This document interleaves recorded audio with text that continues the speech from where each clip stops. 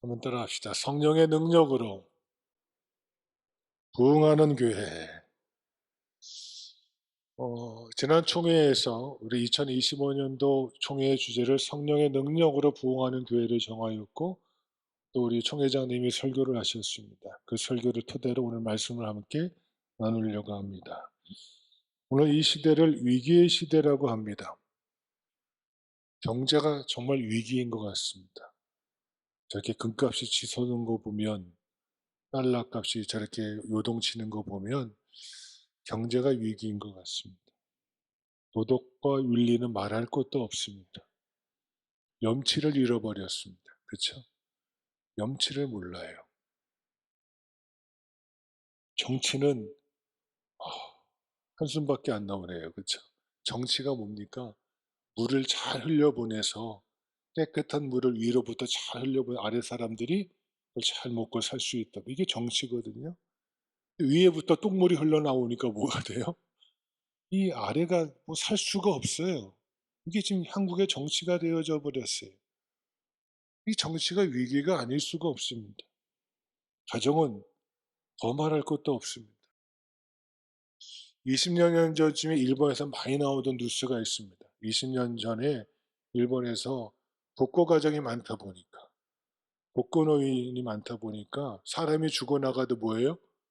모르는 거예요. 근데 그 현실이 20년이 지난 한국에 뭐가 돼요? 그대로 이루어지고 있어요.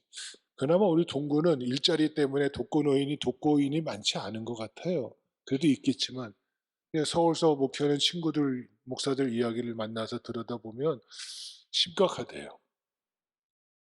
연락이 안 돼서 전화 드려보면 사망하신 거예요. 왜 몇 주 안 보이니까. 그런 가정이 적지가 않다는 거예요. 가정이 파괴되어지고 있어요. 가정마다 위기가 닥치고 있습니다. 돌아보면 그 어느 것 하나 위기가 아닌 것이 없어요. 그런데 진짜 위기는 우리가 사랑하고 섬기는 이 교회가 위기 속에 처해진다는 사실입니다.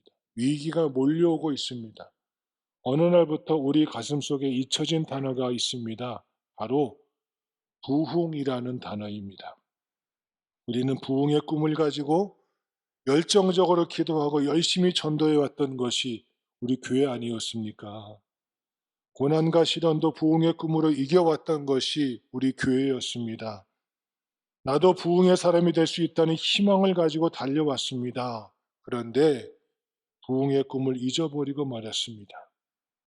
코로나 시기를 거치면서, 인구 절벽의 시대를 거치면서, 노령화 시대를 거치면서 젊은 세대가 점점 줄어들고 있는 이 세대를 보면서, 제가 다닐 때는 국민학교였거든요. 제가 성내 국민학교를 졸업했는데, 서울 강동구 성내동에 있는, 그 당시에는 학교가 2부제 수업을 했습니다. 한 학년이 15반씩, 각 반마다 70명씩 꽉 차가지고 1부, 2부 이렇게 학교를 다녔거든요. 전교생이 막 7,000명, 8,000명 막 그랬어요. 10,000명 가까운 학생들이 학교를 다녔거든요. 지금은 옆에 있는 초등학교 몇 명인 줄 아세요? 전교생 200명. 이제 이렇게 말씀드리니까 좀 실감이 되시죠? 이런 시대가 되어져 버리니까 어느새 우리의 무의식 속에는 부흥이라는 것은 아예 생각도 못하는 시대가 되어져 버린 것입니다. 이것이 가장 큰 위기입니다. 저는 부흥이라는 단어만 생각하면 가슴이 뜁니다. 이렇게 부흥을 꿈꾸고 부흥할 수 있다는 기대가 있을 때 정말 행복하고 기뻤습니다. 그런데 가장 불행한 것은 부흥의 꿈이 사라질 때입니다. 우리 평강교회가 다시 부흥의 꿈이 회복되어지는 올 한 해 되어지기를 간절히 주의 이름으로 축원합니다. 오늘 말씀은 사도 바울이 개종한 후에 일어난 일을 기록해 주고 있는 것입니다. 그때 교회의 모습을 이렇게 증언합니다. 그래 온 유대와 갈릴리아와 사마리아 교회가 다 평안하여 든든히 서가고 주를 경외함과 성령의 위로로 진행하여 수가 더 뭐하니라 많아지니라. 이것이 당시 초대교회의 모습이었습니다. 우리가 그렇게 바라던 초대교회의 모습을 한마디로 정의하는 것이 본문의 말씀입니다. 첫 번째가 온 유대와 갈릴리와 사마리아 교회라고 말씀합니다. 교회는 전도하는 교회였습니다. 전도가 살아있을 때 교회는 부흥한다는 것입니다. 복음을 전하는 교회였습니다. 복음이 지역을 넘고 국경을 넘어 퍼져나갔습니다. 누구를 통해서 복음이 퍼져나갔던 것입니까? 교회를 통해서 복음이 퍼져나간 것입니다. 예루살렘 교회가 갈릴리에 가서 복음을 전하 교회를 세우고 저 사마리아 지역에도 교회를 세우고, 여러분 우리는 쉽게 본문에 왜 유대 옆에 사마리아 위에 갈릴리가 있는데 왜 유대와 사마리아와 갈릴리라고 말하지 않고 왜 성경은 유대와 갈릴리와 사마리아라고 말하고 있을까요? 좀 이상하죠? 지역적으로 울산 위에 저 위에 뭐가 있어요? 큰 도시 대구 있잖아요. 대구 위에 서울 이렇게 말해야 되는데 울산, 대구 건너뛰고 서울 이렇게 말하는 거예요. 울산, 서울, 그리고 대구 이렇게 말하고 있는 거예요. 뭔가 좀 이상해요. 왜 그랬을까요? 여러분, 유대산과 갈릴리 사람들은요, 차이가 있다면 도시, 문명하고요, 저 갈릴리 시골, 촌뜨기 이거밖에 없어요. 그런데 사마리아 하면 뭐예요? 역사적인 배경이 있는 거예요. 그건 주차 말씀드리지 않겠습니다.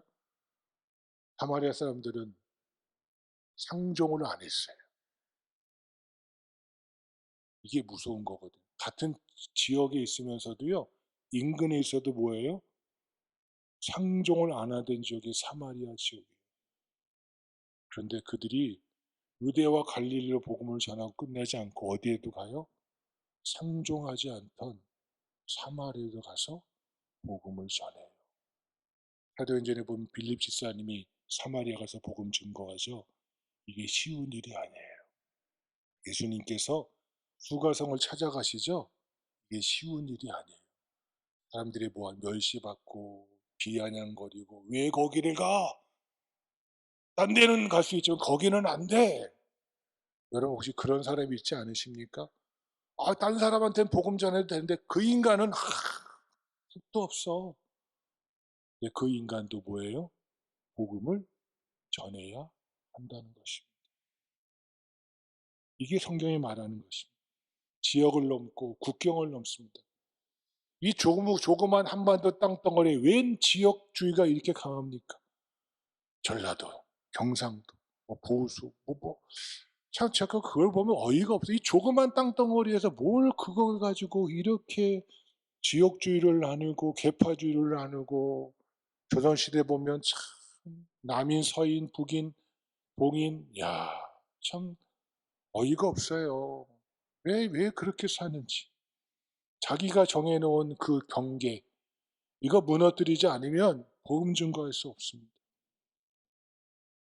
바로 이것입니다. 복음이 지역을 넘고 복음이 경계를 넘고 복음이 마음의 한계를 뛰어넘어 동서남북으로 퍼져갑니다.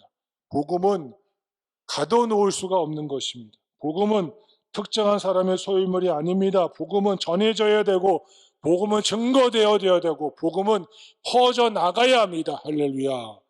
그 역할을 감당하라고 우리 교회가 있는 것입니다. 초대교회의 특징은 딴 데 있지 않습니다. 가는 곳마다 내가 거하는 땅마다 어느 곳에 가든지 뭐 하는 교회? 복음을 전하는 자.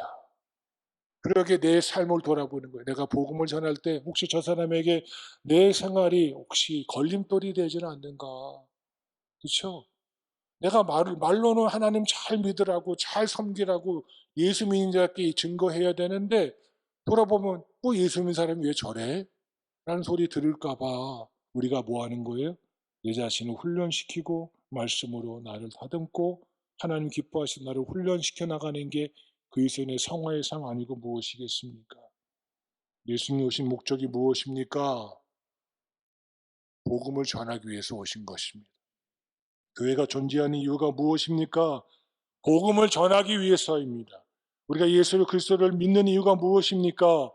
오로지 하나, 복음 전하기 위해서입니다. 복음은 지역과 국경을 넘어 계속해서 퍼져나가야 합니다. 이렇게 복음 전파의 본질적 사명을 잘 감당해 나가는 교회가 하나님이 기뻐하신 교회가 아니고 무엇이겠습니까? 예수님이 가슴에 뜨겁게 꾼 꿈이 있지요. 그것은 하나님의 나라였습니다. 예수님은 말씀마다 드디어 하늘나라 올라 돌아가시면서도 제자들에게 하신 것은 무엇만? 하나님의 나라에 대해서만 전파하셨습니다. 예수는 오로지 예수님 꾸신 꿈은 하나님의 나라가 이 땅에 이루어지기를 원하시는 것이었습니다. 제자들의 가슴에 꿈이 무엇이었습니까? 그들은 복음 전파였습니다. 복음을 위해서 살았습니다. 바울의 가슴속에 꺼지지 않는 불꽃 같은 꿈이 있었습니다. 예수님의 복음을 전해서 하나님의 나라를 이루어가는 것, 하나님의 나라가 확장되어지는 것. 그래서 그가 로마까지 가서 복음을 전한 이유가 무엇입니까? 로마의 복음을 전하면 그 복음이 로마의 길을 통하여 온 세계에 확장되어지는 복음 전파의 꿈을 꾸었기에 바울이 로마까지 가고자 했던 이유가 거기에 있던 것입니다. 우리 평강교회도 이런 꿈, 복음 전파의 꿈을 꾸는 2025년 한 해를 살아가는 평강교회이기를 간절히 주의 이름으로 축원합니다. 교회는 다른 거에 목숨 걸면 안 됩니다. 두 번째로 평안에 든든히 서가고 라고 말씀합니다. 한마디로 성숙한 교회를 이루었습니다. 초대교회는 영적으로 내면적으로 성숙한 교회였습니다. 이것이 교회의 본질의 모습이어야 합니다. 교회가 복음을 받아들이고 복음으로 영적으로 성숙하고 내면적으로 성숙해야 되는 것입니다. 그 결과가 평안입니다. 교회는 세상의 지식을 논하고 세상의 논리를 내놓고 세상처럼 일을 처리하는 곳이 아닙니다. 복음을 받아들인 자들이 그 감격으로 하나님을 예비하고 그 감격이 넘쳐 흘러서 하나님의 은혜와 사랑을 증거하고자 주의 사명 감당하는 것, 그것이 교회입니다. 근데 여러분이 섬기고 있는 평강교회는 어떠십니까? 사람이 모인 곳은 항상 시끄럽고 갈등이 끊이지 않습니다. 왜 그렇습니까? 자기 주장만 하는 사람이 있습니다. 자기 맘만 옳다고 이야기하는 사람이 있습니다. 자기 고적과 자기 욕심을 드러내는 사람이 분명히 있을 것입니다. 있으시죠? 왜 없어요? 저는 많이 알고 있는데 우리 교회 많습니다. 자기 고적, 자기 고집만 내세우는 사람, 자기 말만 앞세우는 사람, 자기 뜻만 주장하는 사람. 거기에는 시기와 질투가 늘 따라옵니다. 특히 예수 믿는 사람들이 작은 문제를 크게 다루는 것을 종종 보게 되어집니다. 그거 본질이 아닌데, 우리가 그것 때문에 일하는 거 아닌데, 일하다 보면 실수할 수도 있어요. 그렇죠? 잘못될 수도 있어요. 부족할 수도 있어요. 나랑 다를 수도 있어요. 왜 그것 때문에 논쟁을 하십니까? 뭐 나는 실수 안 합니까? 나는 잘못 안 합니까? 나는 완벽합니까? 보듬어주고, 비록 우리는 어떤 치적을 이루거나 어떤 일을 업적을 능률을 하고자 모인 곳이 아니잖아요. 부족한 죄인들이 모여서 은혜를 감격하고 하나님을 높이고 그 사랑에 겨워서 내가 주의 일을 감당하고 또 나 혼자 감당하면 나 혼자 복음의 은혜를 느낄 수 없으니까 담대히 나가 세상 속에서 복음의 사람으로 살아가는 것, 이것이 성숙해지는 교회 아니겠습니까? 무엇이 성숙입니까? 세상처럼 능률적으로 일률적으로 탁탁탁 하는 거예요. 저는 수치를 따지는 것을 무척 싫어하는 사람입니다. 제가 처음 사역했던 교회가 막 수치를 따졌거든요. 새벽 기도하면 몇 명 안 나 교구별로 막 막대 그래프 그리고 막 그거 가지고 막 시상을 하고 막 그래요. 막 속에서 부화가 나더라고요. 왜냐하면 당연히 교회 근처에 있고 교구 수가 많은 구역은 뭐예요? 많이 오죠. 제가 맡은 교구는요, 제가 성남시 수진동에 교회가 있었는데 제가 맡은 거는 저 중원구 남한산성 밑에 은행동, 저 태평동 꼭대기, 저 분당 교회에서 한 30분, 40분, 1시간 거리에 있는 교인들이에요. 교회 주변의 교인보다 교구수가 절반밖에 안 돼요. 왜? 가는 길이 머니까 신방 가는 것도 꽤 걸려요. 특별 새벽 기도를 하네요. 제가 3주구 담당인데 1지구, 2지구는 세대수가 300세대, 400세대 그래요. 저는 150세대예요. 멀리 있으니까 다. 그러니까 막대구를 그럼 맨날 뭐예요? 맨날 뭐 하냐고요? 꼴등이에요, 꼴등.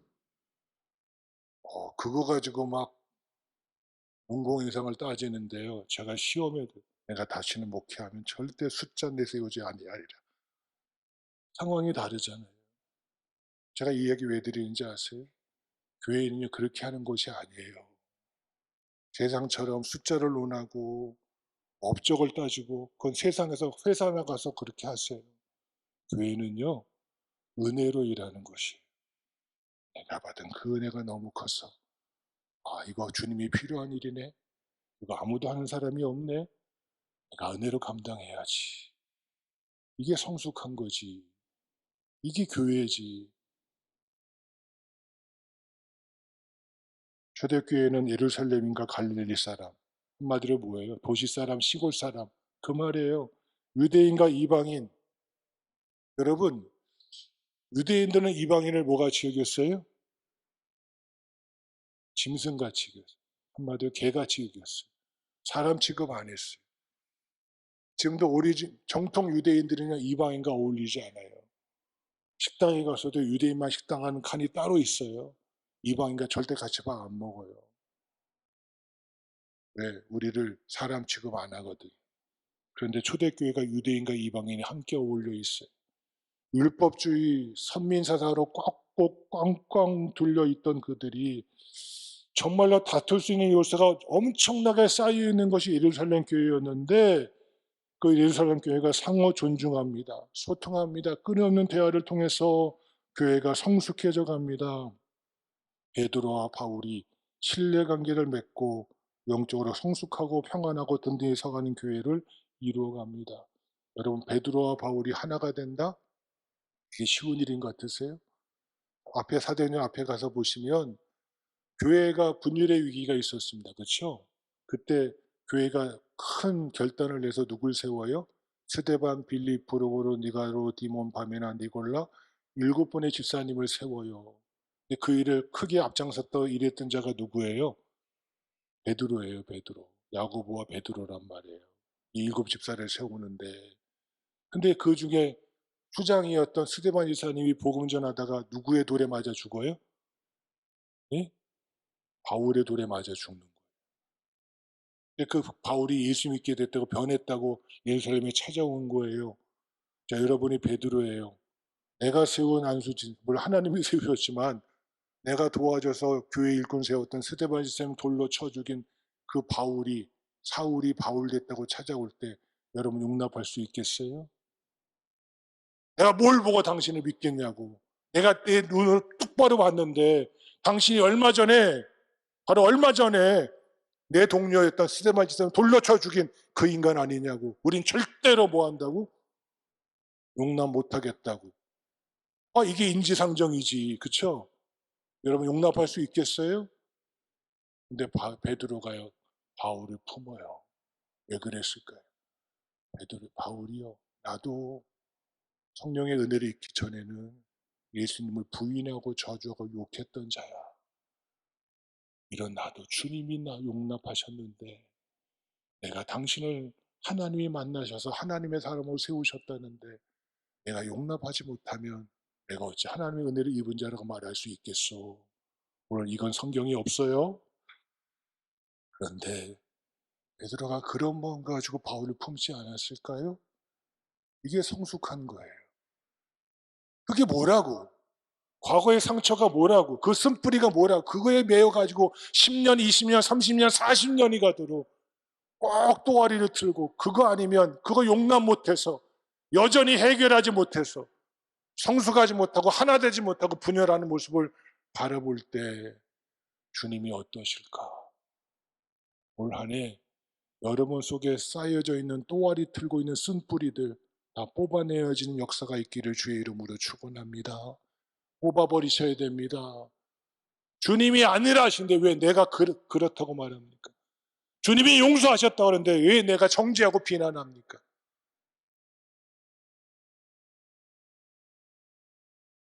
우리는 예수 믿고 나서 예수님 정신으로 서로 든든한 신뢰감과 확신으로 깊이 있게 무장해야 됩니다. 예수님 정신으로 나는 마음이 온유하고 겸손하니 내게 배우란 주님의 마음을 품지 않고는 자꾸 누가 와요. 마귀 새끼가 와서 우리를 틈을 타요.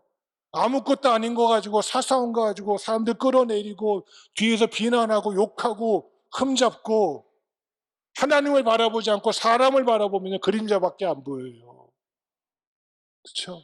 함께 태양을 향해 걸어가고 있는데 태양 바라보지 않고 앞 사람의 뒤통수만 바라보면 뭐만 바라보여요? 그 사람의 그림자밖에 안 보여요. 이 세상에 허물 없는 사람은 누가 있겠습니까? 예수님 말고는 아무도 없거든요. 왜 교회에서 뒷담화하고 뒤에서 딴소리하고 뒤에서 모여서 엉뚱한 소리하는 소리인 게 왜 제 귀에까지 들려오게 합니까? 그거 하나님 기뻐하지 않는 것입니다. 세상의 유혹과 핍박 앞에서도 흔들리지 않도록 내 자신을 훈련시켜야 합니다. 작은 것, 비본질적인 것, 하나님의 말씀이 아닌 것, 하나님보다 앞서는 것이 있다면 단호하게 끊어버리고 배척해야 됩니다. 세 번째로는 주를 경외함이라고 말씀하고 있습니다. 예수에 대한 분명한 고백을 말하고 있는 것입니다. 복음이 퍼져나가면 신앙의 정체성의 위기가 올 수가 있습니다. 교회가 지역을 넘어가면 그 지역 문화에 영향을 받게 되어집니다. 그러면서 생길 수 있는 위험이 예수 그리스도에 대한 온전한 고백이 무너질 수가 있다는 위험성이 있다는 것입니다. 그런데 초대교회는 지역을 넘어서 문화를 넘어서 퍼져가면서도 주를 경외하는 이 본질은 잃어버리지 않았습니다. 이 말은 무엇인지 아시면 주가 그리스도라는 거예요. 주님만이 주 되시고 주님만이 나의 왕이시고 주님만이 구원의 길이시고 주님만이 나의 생명의 주가 되심을 온전히 고백하는 교회가 믿음으로 승리하는 교회임을 말해주고 있는 것입니다. 흔들림 없이 예수가 그리스도 되심을, 나의 주 되심을, 나의 왕 되심을, 예수만이 구원의 길임을 고백하는 이 교회, 이러한 신앙 고백으로 교회의 본질에 붙드는 자, 이 아침에 우리 모두이기를 주의 이름으로 축원합니다. 마지막으로 답니다. 성령의 위로로 진행하는 교회, 한마디로 성령 충만한 교회였습니다. 성령 충만하지 않고는 흔들릴 수밖에 없어요. 그렇게 예수님께서 그 의심 많고 그렇게 믿음이 없던 제자들에게 성령이 충만히 임할 때까지 너희가 모여 무엇하라? 기도하라. 그들이 성령 충만하였더니 그들이 세상이 감당치 못하는 하나님의 사람들을 쓰게 된 것을 우리 말씀을 통해 알 수 있지 않습니까? 성령의 위로가 함께하는 교회였습니다. 성령이 주도권을 잡으시고 이끌어가는 교회였습니다. 초대교회는 성령이 충만한 교회였습니다. 주님의 명령에 전적으로 순종하는 교회였습니다. 성령의 능력을 경험하고 나니까 불가능한 것이 없던 교회였습니다. 성령의 능력이 이끌어가는 교회였다는 것입니다. 성령이 충만해서 교회의 예배와 봉사를 복음 증거를 철저하게 마음을 바쳐 최선을 다하는 것이 그 결과가 어떻습니까? 수가 더 많아지. 수가 더 많아지기 위해서 일한 것이 아닙니다. 성령에 이끌려 사역을 감당했더니 성령 충만한 교회가 되었더니 그 결과가 무엇이었습니다? 수가 더 많아진 것입니다. 이게 뒤바뀌어서는 큰일 납니다. 네, 여러분이 성령의 이끌림 받아서 여러분의 삶의 자리 속에서 여러분의 가정이 우리 평강교회가 여러분 성도 한 분이 성령의 능력으로 부흥하는 성도요 가정이요 교회이기를 간절히 주의 이름으로 축원합니다.